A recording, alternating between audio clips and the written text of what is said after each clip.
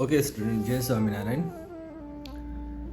Today we are going to start chapter 6 History, the story of Imperial Delhi. Okay, in this chapter we have to study about our cities, why it is called metropolitan city. Some cities in India, some cities in our India like Chennai, Kolkata, Delhi, all of these cities are known as Mumbai is known as metropolitan city. Okay, तो ये सभी cities को metropolitan cities क्यों कहा जाता है? 19th century में जब इंडस्ट्रियलाइजेशन हुआ था, however the growth of Indian cities, इन सभी सिटीज़ की ग्रोथ को देखते हुए और अलग अलग तरह के सिनेरियो को ध्यान में रखते हुए उस टाइम प्री कॉलोनियल पीरियड के दौरान ये सभी सिटीज़ जो थे, पहले जो सिटीज़ थे जैसे कि सूरत और Machilipatnam and Seringapatam were important commercial hub. ये जो 3 शहर थे वो उस समय इम्पोर्टेंट कॉमर्शियल हब के नाम से जाने जाते थे। क्यों? क्योंकि यहाँ से ट्रेडिंग और व्यवसाय बिजनेस बहुत होते थे। Okay, these cities are known as commercial hub when it is in the period of Mughal empire. जब मुग़ल एम्पायर लोग थे तब सूरत और मच्छीपट्टनम और सेरिंगापट्टनम को कॉमर्शियल हब के रूप में इन्होंने व्यवस्थापित किया था। Significance and law and town of the cities rose and prominence. Madras, Calcutta, Mumbai, present days it is known as Chennai, Kolkata and Mumbai respectively, which are there are so many factories and so many business hubs is at there. So all of these means each and every kinds of comforts are available in these cities. That's why these cities are called metropolitan cities. Okay, now deurbanization. What is deurbanization?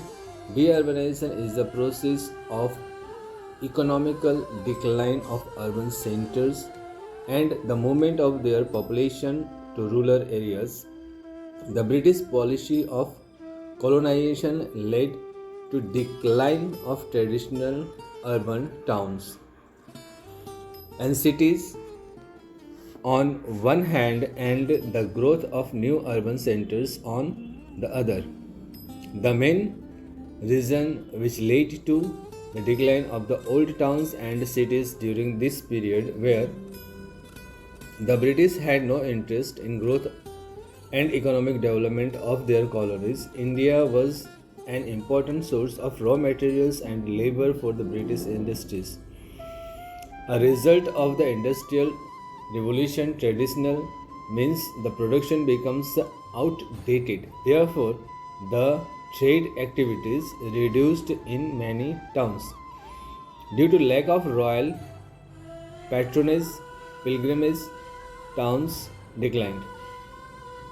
ठीक है, डीअर्बनाइजेशन का मतलब क्या होता है? किसी भी चीज़ को जो पहले से व्यवस्थापित है उस चीज़ को मिटा करके नई चीज़ बनाना, उसको हम लोग कहते हैं डीअर्बनाइजेशन। मीन्स किसी भी चीज़, कोई भी कॉलोनीज़ है, कोई भी शहर है, उस शहर को फिर से व्यवस्थापित करना। तो इंग्लैंड जो ब्रिटिशर्स थे वो लोग क्या करते थे,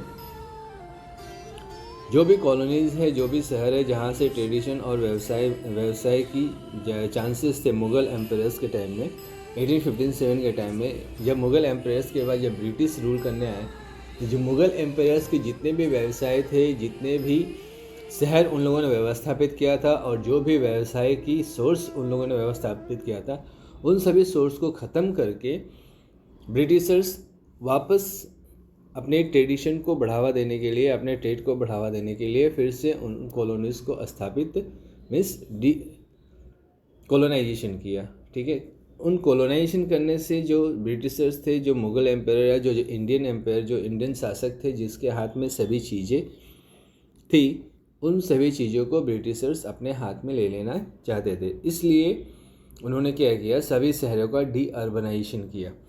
और जितने भी व्यवसाय थे इकोनॉमिक ग्रोथ से, इंडिया की इकोनॉमिक ग्रोथ से ब्रिटिशर्स को कुछ लेना देना नहीं था।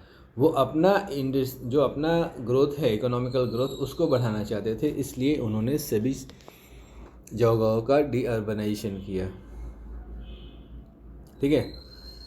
The British has no interest, here is written, British has no interest in the growth of economic development of their colonies. India was an important source. India क्या था, भारत ब्रिटिशर्स के लिए एक इम्पॉर्टेंट सोर्स था। किसका, लेबर्स के लिए। ठीक है, मजदूर के लिए उनका इम्पोर्टेंट सोर्स था। As a result of industrial revolution traditional means of production becomes outdated. ठीक है, उनका कहना क्या था कि जो इंडस्ट्रियल रिवोल्यूशन और जो ट्रेडिशन अब इंडिया में है वो सब क्या है, आउटडेटेड है। Therefore the trade activities reduced in many towns. इसलिए सभी शहरों में से जो ट्रेड एक्टिविटीज़ थे वो सभी ट्रेड एक्टिविटीज़ कम कर दिए गए। Due to lack of real patronage pilgrimage town declined. ठीक है। Next, growth of new towns. ठीक है, फिर ब्रिटिशर्स ने क्या किया, सब नए नए टाउन्स बनाना चालू किया। जैसे पुरानी दिल्ली थी शाहजहांबाद, उसकी जगह पे उन्होंने एक नई दिल्ली स्थापित की। After the decline of many old towns new urban centres emerged. These new centers were different from the old ones in many respects.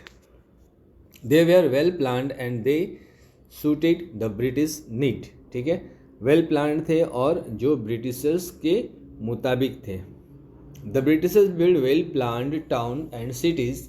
These had European architecture and were less congested as compared to the old town. For example, New Delhi replaced Shahjahanabad, old Delhi. ठीक है, old Delhi की जगह पे new Delhi बनाई गई। Old Delhi पहले जिसका नाम शाहजहांबाद था, उसकी जगह पे नया दिल्ली बनाया गया। और ब्रिटिशर्स अपने मुताबिक, अपने रहन सहन के मुताबिक उन लोगों ने शहर की स्थापना की।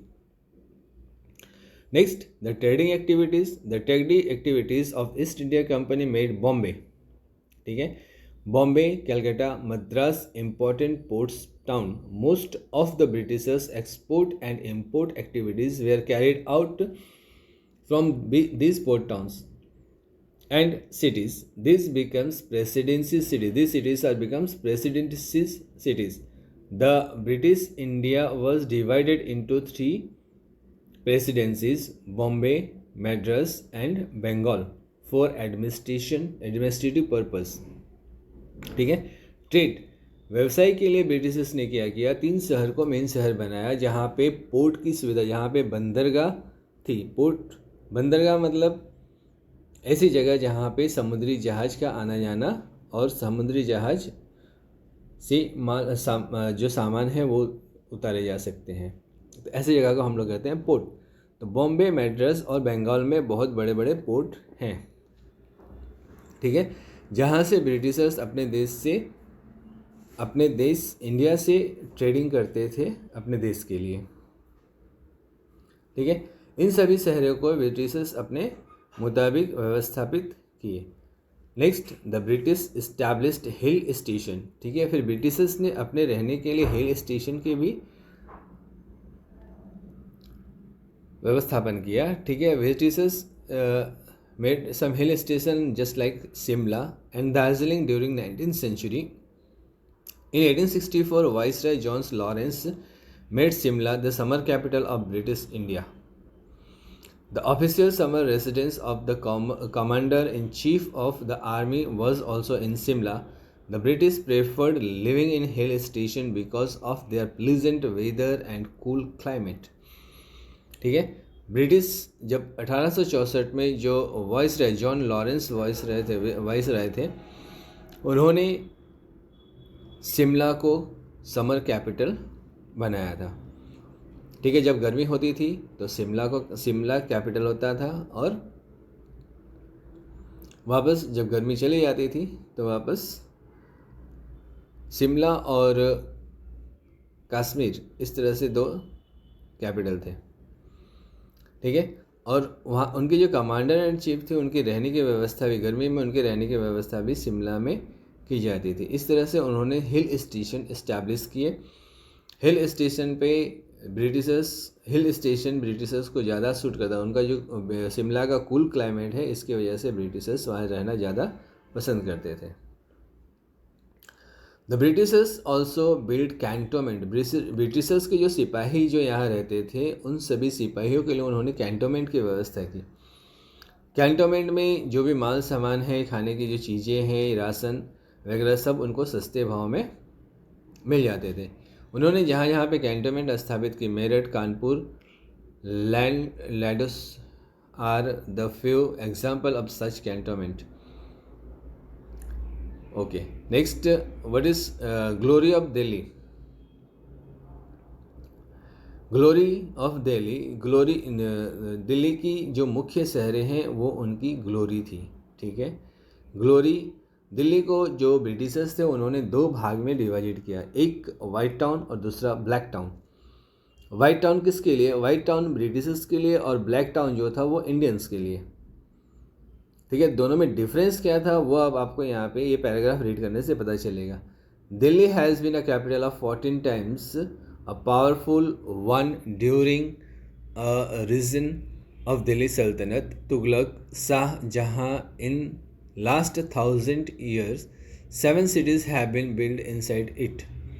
ठीक है, दिल्ली के अंदर 7 शहरें बनाई गई। ठीक है, जो मुग़ल एम्पायर के समय में बनाई गई थी, अलग अलग शहरें, जैसे फिरोजाबाद है, शाहजहांबाद है, और भी ऐसे 5 शहरें हैं जो मुग़ल एम्पायर के टाइम में बनाया गया था। It was remained in seat of power since the imperial. The glory of the cities has left many people. Sametin includes the poets of Delhi। Sametin का मतलब होता है to be captivated something। ठीक है, captivated कुछ अंदर होता है, captivated होती है। Delhi, Shahjahanabad.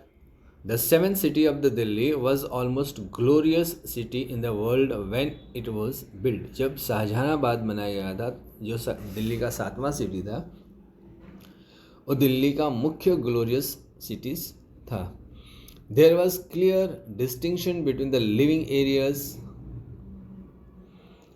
of Indians and British residents in Madras and Calcutta। The East India Company built Fort St. George in Madras and Fort William in Calcutta. ठीक है, किले बनवाए, ऐसे किले बनवाए, किले के चारों तरफ ऊंची ऊंची दीवारें होती थी और अंदर की तरफ जो ब्रिटिशर्स थे उनकी कॉलोनीज होती थी। जो ब्रिटिशर्स पीपल है वो इन फोर्ट के अंदर रहते थे। ठीक है, ऐसी as these forts becomes residence of British officials they may called white towns. ठीक है, इन फोर्ट को वाइट टाउन्स भी कहा जाता है। The Indian merchants artisans and other workers settle outside this fort. ठीक है, ये फोर्ट के बाहर जो इंडियन सिटीजन थे वो इस फोर्ट के बाहर रहते थे। This settlements were known as black town. However this was not the case with Delhi. The britishers lived with native wealthy class inside walled cities, enjoyed the cultural richness of the areas and appreciated Urdu and Persian poetry. After the Delhi College was founded in 1792, the seeds of the intellectual movement were sown. The period between 1830 to 1857 is known as Delhi Renaissance. During the period, the disciplines of science and humanities flourished in the Urdu language. Many famous Urdu poets such as Mirza Ghalib and Mir Taqi Mir lived here and wrote their finest poetry। ठीक है, इसके बाद जो Britishers थे education की तरफ आगे बढ़ने लगे। एजुकेशन की तरफ आगे किस तरह से बढ़े? जो ब्रिटिशर्स थे उन्होंने 1792 में education college and school and college व्यवस्थापित करने लगे। उन्हें स्कूल एंड कॉलेज में उन्होंने जो अपनी भाषा है, जैसे ब्रिटिश इंग्लिश भाषा है, उनको वो लोग बढ़ावा देते थे। साथ में वो हमारे देश की भाषाएं जैसे कि उर्दू है और पर्शियन है वो भी वो लोग सीखने लगे। ठीक है, उर्दू और पर्शियन सीखने की वजह से जो उर्दू पोइट्स थे उन सभी पोइट्स को वो लोग ज़्यादा बढ़ावा देते थे और अपने कॉलेज में, जैसे कि रॉयल फैमिली बोलते हैं ना उसको,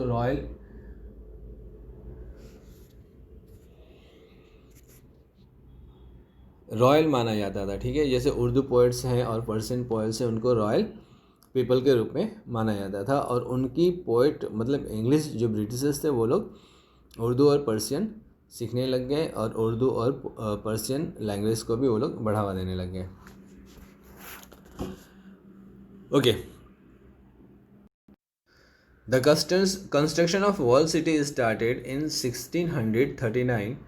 It was enclosed by a wall on three sides, and of the four sides the wall had 27 towers, and there were 14 gates in these walls and regular interval, which were named after the places they opened in the direction of. For example, Ajmeri Gate face the road of Ajmer, Kashmiri Gate in the direction of the route of Kashmir, etc.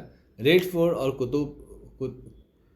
Quile Mubarak was the place's fortress of Shah Jahan. According to the French traveler Bernier, it was the most magnificent palace in the East, perhaps in the world. There were two broad market avenues, Gandhi Chowk and Faiz Bazaar, which is both sides and water channels running through the center. Chandni Chowk got its name from the pool which reflected moonlight. Jama Masjid, one of the grandest mosques in India, was constructed on the higher platform. The city and its mohallas, alleys and narrow lanes buzzed with the life. The nobility lived in the grand havelis and mansion with garden.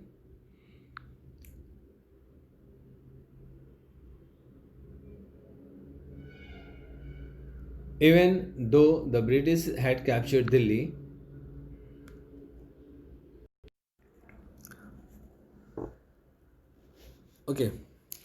ये जो town बनाया गया था जो दीवार से 19th century में, इसकी जब शाहजहांबाद, ये शाहजहांबाद शहर बनाया गया था जिनके तीन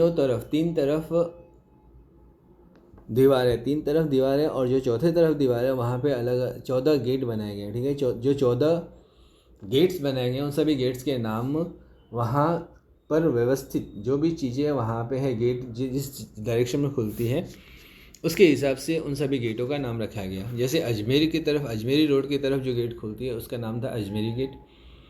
ठीक है, जो कश्मीर जाने वाले रास्ते की तरफ जो गेट खुलती है उसका नाम था Kashmiri Gate. Qila Mubarak was the palace fortress of Shahjahan. ठीक है, शाहजहाँ ने जो किला बनाया था उस किला का नाम था Qila Mubarak. According to French traveller Bernier, it was the most magnificent palace in the East. ठीक है, perhaps in the world. ठीक है, पूरे संसार में, जो बर्नियर फ्रेंच ट्रैवलर जो आए थे उनके हिसाब से उनका कहना ऐसा था कि पूरे संसार में ये सबसे सुंदर किला है। ठीक है, चांदनी चौक और फैज़ बाजार नाम की भी दो जगह थी जो मुग़ल एम्पायर के टाइम में थी। ठीक है, चांदनी चौक का नाम चांदनी चौक इसलिए पड़ा क्योंकि चांद है, चांद की चमक डायरेक्ट वहाँ पे पड़ती है। जो वहाँ पे मस्जिद है जमा मस्जिद, उस मस्जिद के ऊपर चांद की रोशनी डायरेक्ट पड़ती है, जिसके वजह से उस जगह का नाम चांदनी चौक रखा गया। ठीक है, द सिटीज़ एंड मोहल्लाज जहाँ पे मुग़ल एम्पायर्स रहते थे, सिटीज़ एंड मोहल्ला जहाँ पे मुग़ल एम्पायर रहते थे, उस वहाँ पे उनके साथ बहुत सारे लोग भी रहते थे, जैसे कि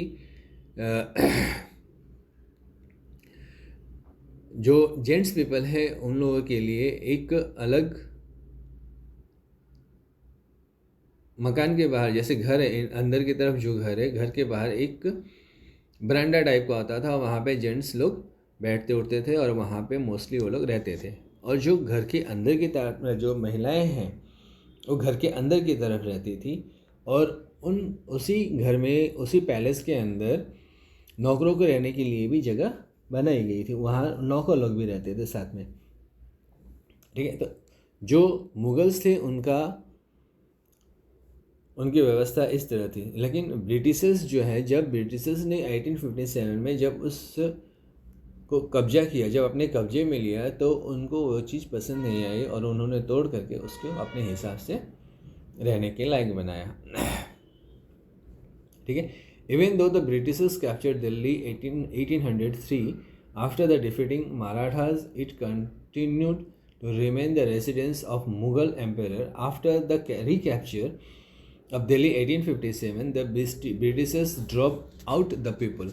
वहाँ पे रहने वाले लोगों को निकाल दिया and broke into houses, और उन सभी घरों को तोड़ दिया and dug up floors and looted the contents. ठीक है, पूरे फ्लोर, जितने भी फ्लोर्स वहाँ पे बनाए गए थे सबको तोड़ दिए, और वहाँ पे जो भी उनको कीमती चीज़ें मिली उन सभी चीज़ों को उन्होंने लूट लिया। British troops occupied the principal mosque, particularly the Jama Masjid. Barrack were made in the Haram Court.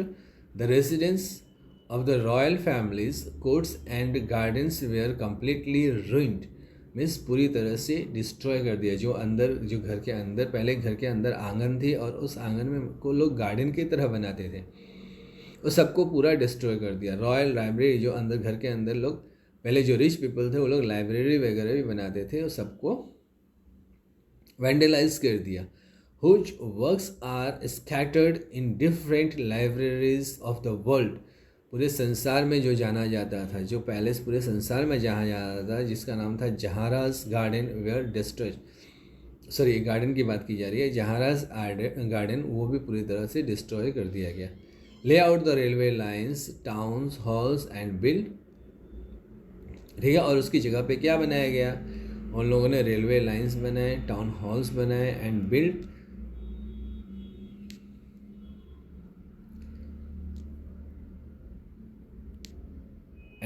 Eight Begum की सेरी और lodge constructed by the Jahanara was for travellers, the garden next to the it was laid to make the company बाग। ठीक है, वहाँ पे जो जहाँ आरा का गार्डन बनाया गया था उसकी जगह पे उन लोगों ने कंपनी बाग बना दिया। शाहजहांबाद, जो ओल्ड दिल्ली के नाम से जाना जाता था, and as it was now known as, continued to be a commercial and political hub. The construction of Kashmiri Gate बाजार, Bengali club and the post office building continued by the past glory of Delhi. The Britishers lived in civil line areas. The famous Urdu poet Mirza Ghalib letters are interesting first-hand account of the troubles times and he lived in. He not only witnessed the end of Mughal Empire, but also saw a bloody aftermath. His letters therefore have both literary significance and historical importance. The unravel his pain and agony caused by the Britishers' destruction of the city he loved the most.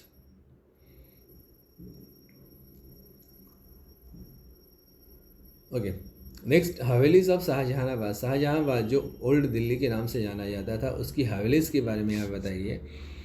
Havelis was an important, जैसा कि मैंने पहले discuss किया कि haveli was more important features of the cities. A haveli had 2 division, haveli के अंदर 2 division. The inner area was the personal residence of the outer area had diwan khana, जो outer area जिसके बारे में मैंने डिस्कस किया था, जहाँ पे मर्द लोग उठते बैठते हैं, उसको वो लोग कहते थे दीवान खाना, मुगल एम्पायर के टाइम में।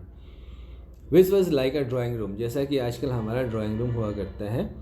Accessible to man where Mughal amirs carried out officials' work and received visitors.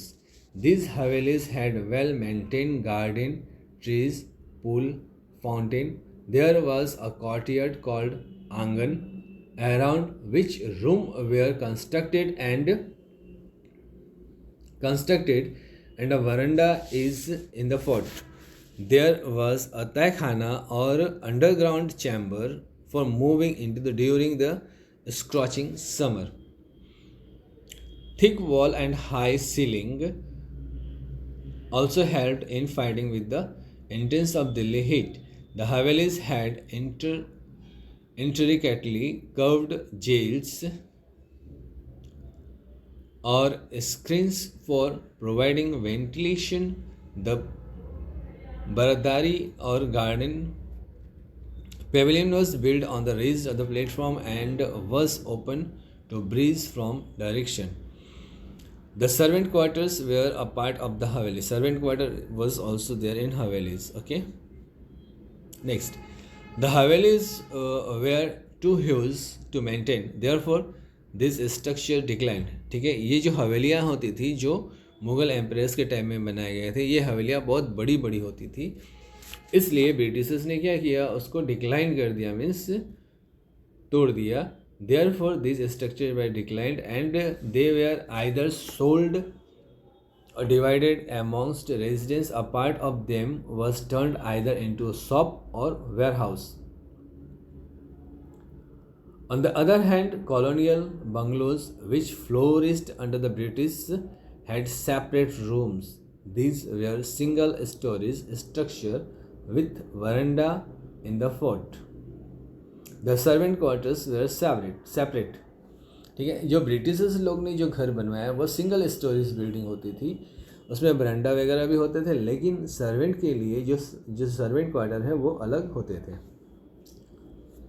Okay, now next, Delhi becomes the capital. When Delhi becomes capital, when Bahadur Shah Zafar ruled in our country, the Delhi becomes the capital in 1857.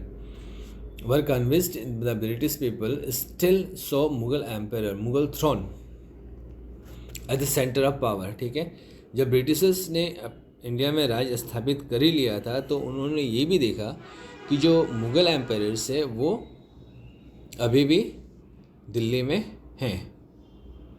ठीक है, therefore it was important for the Britishers to display their power and grandeur in the Mughal capital. In order to do that, the first Delhi Darbar was held in 1877 at the Coronation Park in Delhi, acknowledged Queen Victoria. ठीक है, queen Victoria के लिए Britishers ने 1877 में दिल्ली दरबार जहाँ पे हुआ करता था कोरोनेशन पार्क में, वहाँ पे क्वीन विक्टोरिया के लिए सभा रखा। The coronation of Edward VII as the empire of India was the commemorate and the second Delhi Durbar. ठीक है, सेकेंड दिल्ली दरबार की व्यवस्था की गई 1903 में। ठीक है, जिसके पहले तो क्वीन विक्टोरिया के लिए 1877 में किया गया और 1903 में जो कमांडेट थे एडवर्ड VII उनके लिए दिल्ली दरबार लगाई गई थी। With the partition of Bengal and rising unrest in the Bengali intelligentsia against the British rule, Calcutta had become a difficult place to rule from Delhi. ठीक है, कलकत्ता में जब कलकत्ता का विभाजन हुआ, वेस्ट बंगाल का जब विभाजन हुआ तो वेस्ट बंगाल में बंगाल का जब विभाजन हुआ तो वहाँ पे एक वेस्ट बंगाल और दूसरा ढाका, ठीक है, बांग्लादेश जिसको कहा जाता है, दो विभाजन हुआ। जब विभाजन होने के बाद जो दिल्ली से बैठे मतलब दिल्ली में बैठे बैठे शासन करना मुश्किल हो गया था, इसलिए सेवरल कैपिटल, फिर उन्होंने अलग अलग कैपिटल बनाना चालू कर दिया. Each state and every state has their capital now. ठीक है. दिसंबर 12, 1911 में marked coronation the king George with Delhi announced the imperial capital and the king laid the foundation stone of Delhi. ठीक है. एडवन लेयर्स an architecture of English country homes was chosen the design of New Delhi. ठीक है. क्या हुआ? The Delhi Darbar of December 12, 1911 marked the coronation of King George V. Delhi was announced as the imperial capital. ठीक है. दिल्ली को imperial capital बनाया गया. imperial capital means सभी राज्य की राजधानी दिल्ली को बनाई गई. और यहाँ के जो किंग थे उन्होंने दिल्ली की फिर से स्थापना करने के लिए कहा गया. ठीक है. जब फिर से स्थापना करने के लिए कहा गया तो जो एडवर्ड लुटियंस जो इंग्लिश आर्किटेक्चर थे उनके हाथ में उनको ये जवाबदारी सौंपी कि वो दिल्ली की डिज़ाइन फिर से बनाए. ठीक है. और seat in the power in 1912 administration building unconstructed beyond the Kashmiri Gate. A committee was appointed with Edwin Lutyens as the member of on the advice of the committee. The location of Delhi was shifted from the area near Shahjahanabad, which was prone waterlogging, to Resina Hills and joining areas. ठीक है. Resina Hills was chosen as the site of the Viceroy House. ठीक है. जो Regina hills था उसको जब Edwin Lutyens को जब दिल्ली का आर्किटेक्चर जो आर्किटेक्चर थे उनको जब सौंपा गया कि दिल्ली को रिकन्स्ट्रक्शन किया जाए तो उन्होंने रेजियन हिल्स को वाइसरॉय हाउस में तब्दील करने के लिए चुना. ठीक है. वाइसरॉय हाउस जो पहले ब्रिटिशर्स के टाइम में वाइसरॉय हाउस के नाम से जाना जाता था, अभी हमारे देश का राष्ट्रपति भवन वहाँ पे है. As a symbolised imperial power, Herbert Baker another architect join Lutyens architect. The secretariat building were constructed to the north south of the Kingsway. Rajpath, जिसको किंग्सवे जो पहले था उसको हम लोग आजकल राजपथ के नाम से जानते हैं, that runs up the war memorial Indian gate. ठीक है. और वॉर मेमोरियल जो इंडिया गेट है, through Lutyens Bakers were admire the classical western architecture. Viceroy Lord Hardings wanted Indian architectural elements also incorporate there for Lutyens. ठीक है. जो Lutyens ने अलग अलग तरह के बिल्डिंग बनाई, जैसे वाइसरॉय हाउस बनाया जो आज प्रेजेंट डे राष्ट्रपति भवन के नाम से जाना जाता है.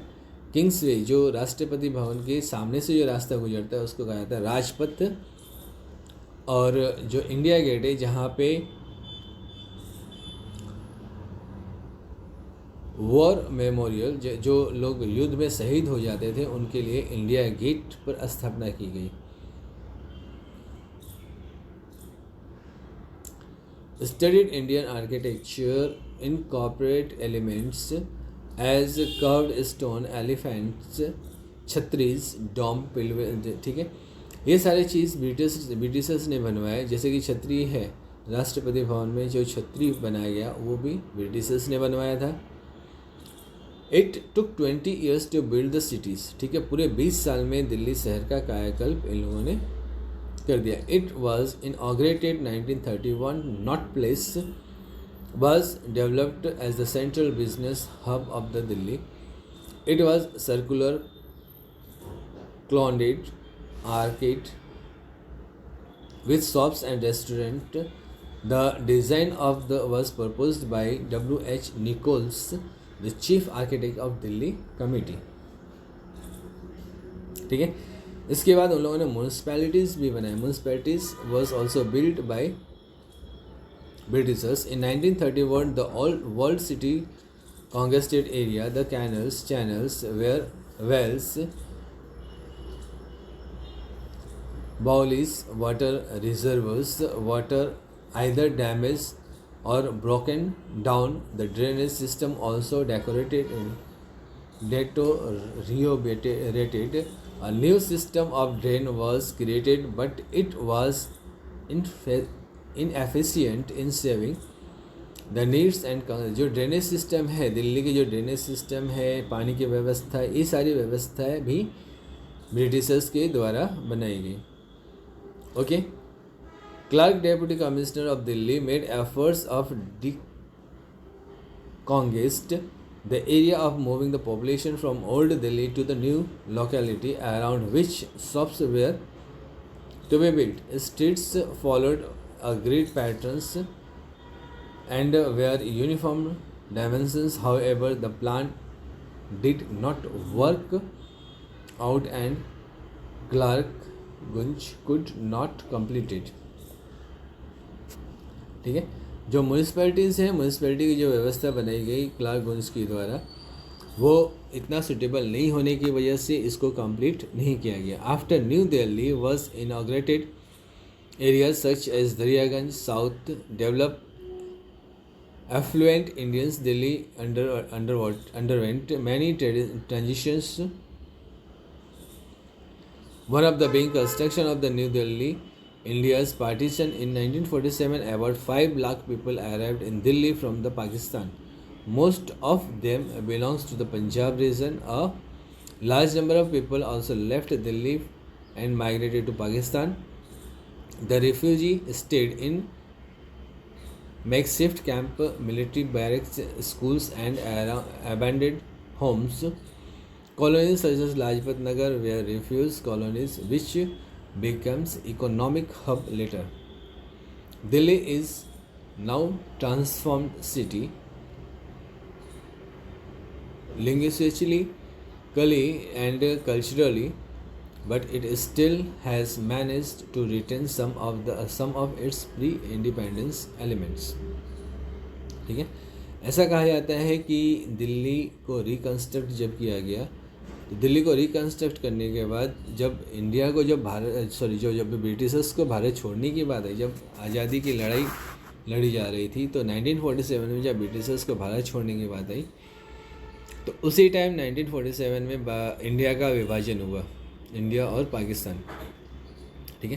तो उस टाइम ऐसा माना जाता है कि पाकिस्तान से बहुत सारे लोग दिल्ली शिफ्ट हुए और दिल्ली से बहुत सारे लोग पाकिस्तान शिफ्ट हुए। ठीक है। जब लोग इधर से उधर आ जा रहे थे, तो जो लोग पाकिस्तान से इधर आते थे उन लोगों को रिफ्यूजी कहा जाता था। जो रिफ्यूजी लोग होते थे वो लोग, उन लोगों के रहने की व्यवस्था मिलिट्री कैंप्स में की गई। ठीक है। स्कूल्स में किए जाते थे और जो घर खाली पड़े रहते थे वहाँ पे किए जाते थे। ये सारी चीज़ें, ये सारी बातें जो है प्री इंडिपेंडेंस एलिमेंट के रूप में इनको जाना जाता है। Okay, that's all for today. ये chapter has been almost completed. Okay, you will get notes of your chapter as soon as possible. Okay, thank you.